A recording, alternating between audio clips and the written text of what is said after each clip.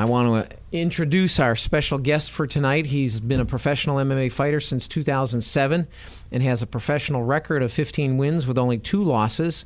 Of his wins, 6 came by way of submission and 6 by way of knockout or TKO.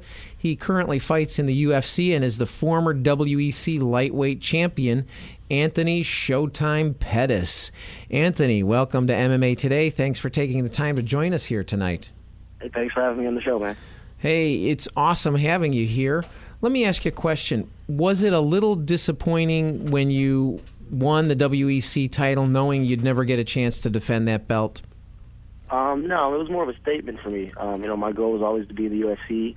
I was in the WEC for a little over a year, and for me to get that belt was more of just, a goal that I had set, starting in the WEC. All right.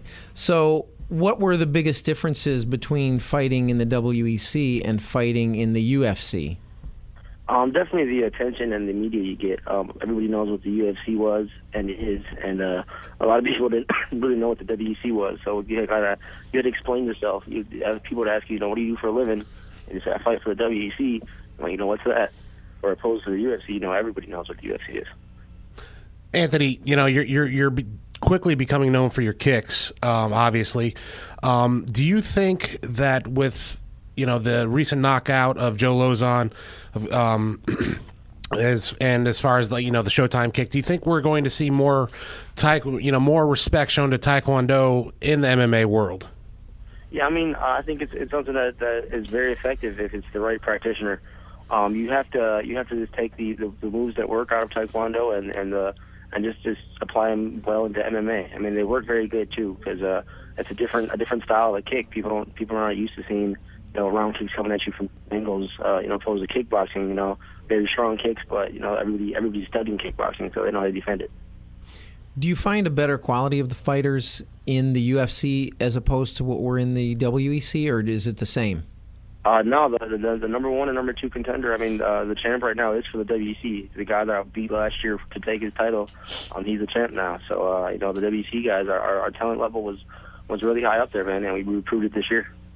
Yeah, and Anthony, right into it there with Ben Henderson. The rumors are swirling, of course, that is it going to be you? Is it going to be Frankie that's going to get the first crack at that? But the rumors, that Henderson's is being a little dismissive of a rematch with you. And do you think that's more because of that loss you handed him, or is he, what are we looking at here as far as that's concerned?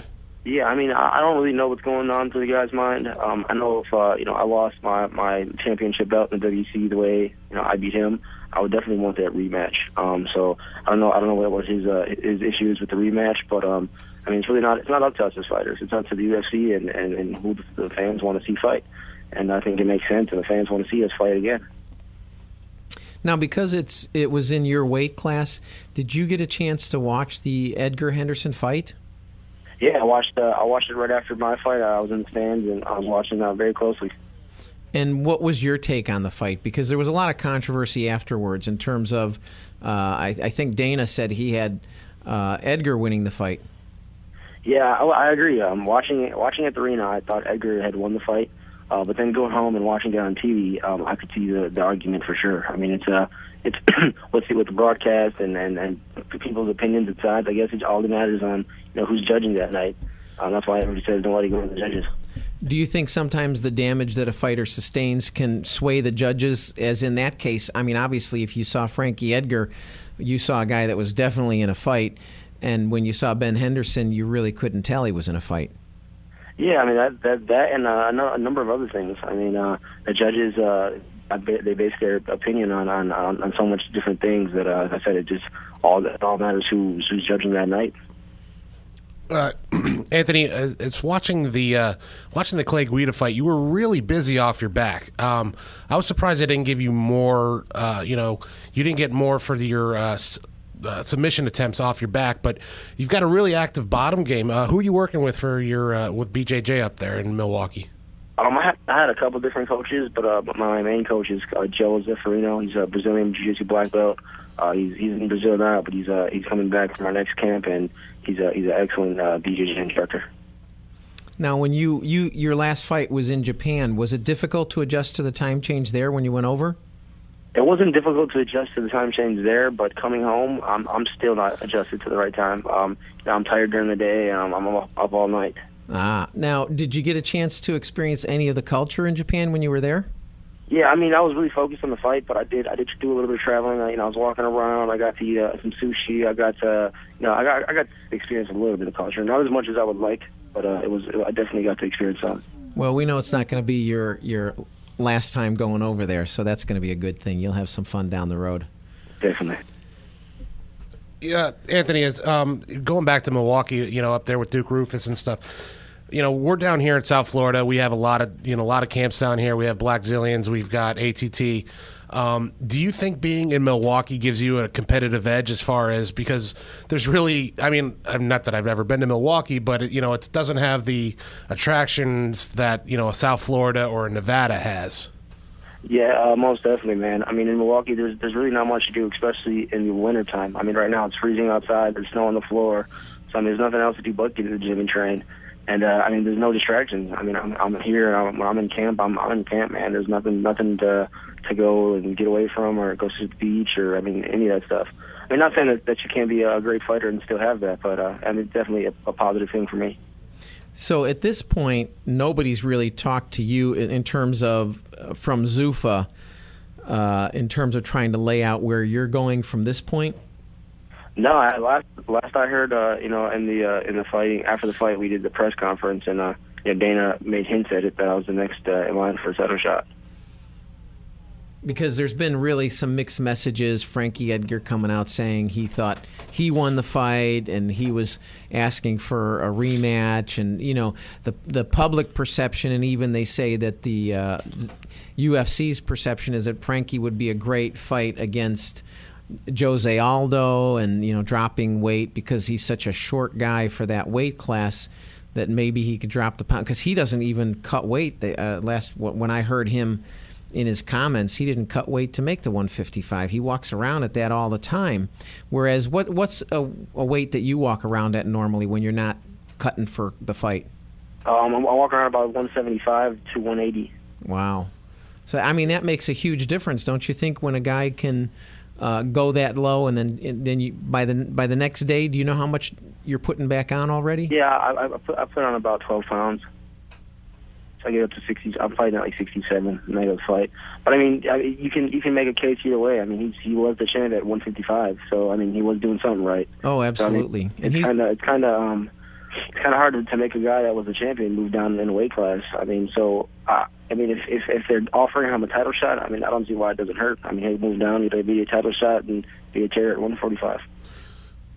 That's the thing that's a little frustrating, because don't get me wrong, some people thought he won that fight against Ben Henderson, including Dana White. But at the same time, he's such a skilled fighter. I think it's just that invitation that we'd love to see how he'd fare against Jose Aldo, because so many other fighters wouldn't have that ability to drop that extra 10 pounds and then fight in the lower weight class. I don't know. It'd be interesting to see. So at this point, for you, is it just a waiting game, wait and see where things start to unfold? Yeah, I was in the same situation last year, and I was guaranteed a title shot after beating Ben Henderson. Frankie and Gray fight to a draw, trying to figure out if they're going to rematch or if I'm going to fight. So, I was in the situation before. So for me, I'm just going to keep staying in the gym, and whoever they throw at me, I'm ready for them. Whether it's the champ or they make me fight again. I want my title shot, but I'm just going to stay hungry. Anthony, I thought either way, whoever won that fight, you were next in line for a title shot, obviously.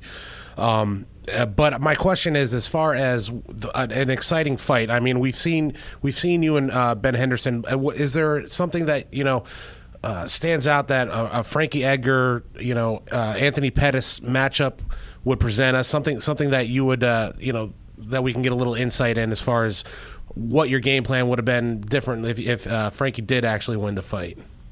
Fighting Frankie Edgar is way different than fighting Ben Henderson. Totally different styles. One's a southpaw, one's a right-handed fighter. And Frankie's just a real quick inside-outside guy. But for me, I think I would match up well against both.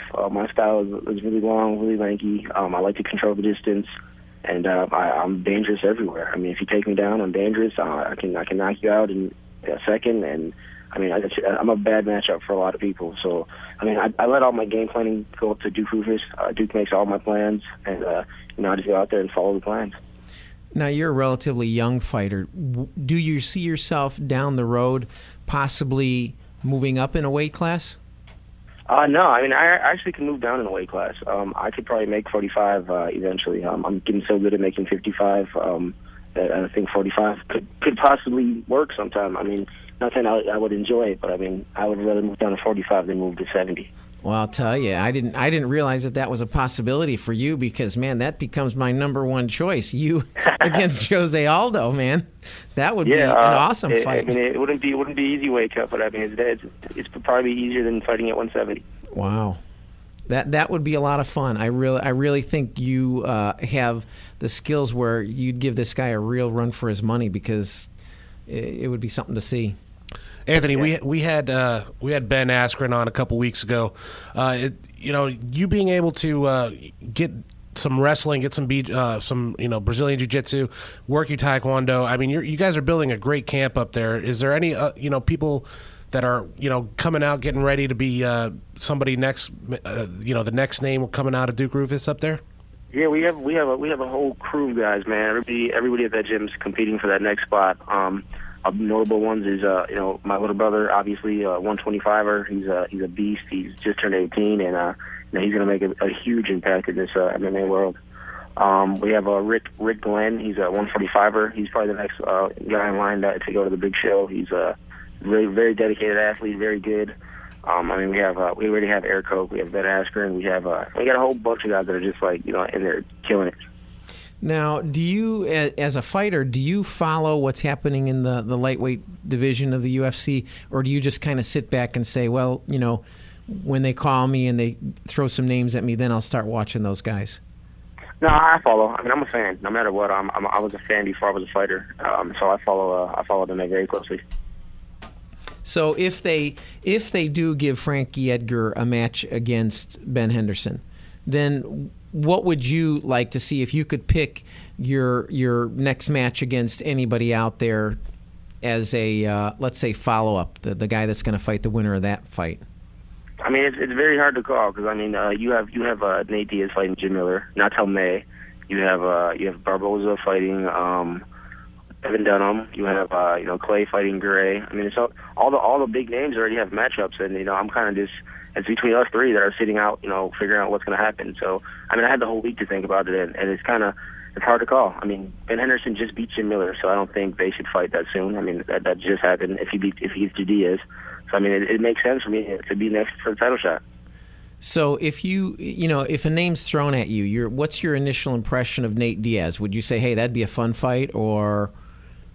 Yeah. Oh man, I want to fight all these guys. I mean, Nate Diaz is I have a lot of respect for his skill. Very different style of fighting. Jim Miller, all the guys, Melvin Gillard, everybody that's in the top, echelon of lightweight division. I guarantee we're going to be fighting soon. So yeah, I don't pick one of them. I know we're all eventually I'm going to fight all these guys. Sounds good. Now you didn't get any suspension from the recent event, right? No, man, I was on there for 81 seconds. I really didn't get touched. So, do you have any kind of time frame when you'd like to fight next? Since there's nothing, you're relatively good health, and you didn't take any damage. I'm ready to go. Anytime they call. I mean, I'm right back in the gym. I took a week off. I'm right back on Monday, and when they call, I'll be ready to go. Anthony, last year was a really bad year for me, and I'm going to make up for it this year. Anthony, what's your go-to after fight food there? Oh man, I always do a burger and fries. But in Japan, the burgers weren't the same as in the United States. So we ordered the burger and fries, and then we had to do sushi. All right. So when did you end up getting back? I got back the Monday after. So we fought on Sunday, and we left home Monday at 5 p.m., and I got home Monday at 6 p.m. Wow, what a grueling transition. But, how can our listeners follow you? They can follow me on Twitter for sure, at Showtime Pettis. The same thing for Facebook, facebook.com/Showtime Pettis, or my website, showtimepettis.com. Awesome. We definitely want to keep you in mind when we're thinking of these fights because you present so many awesome matchups. It's been a real pleasure having you on the show. I'd like to personally thank you again for taking the time to join us here tonight. We wish you the best of success in the future, and we look forward to all of your upcoming fights. So, Anthony, thanks for joining us here. We're going to have to go to a quick commercial break and wrap up the show when we come back. But thank you so much, Anthony, for joining us. Thanks for having me on, man. I appreciate it. All right.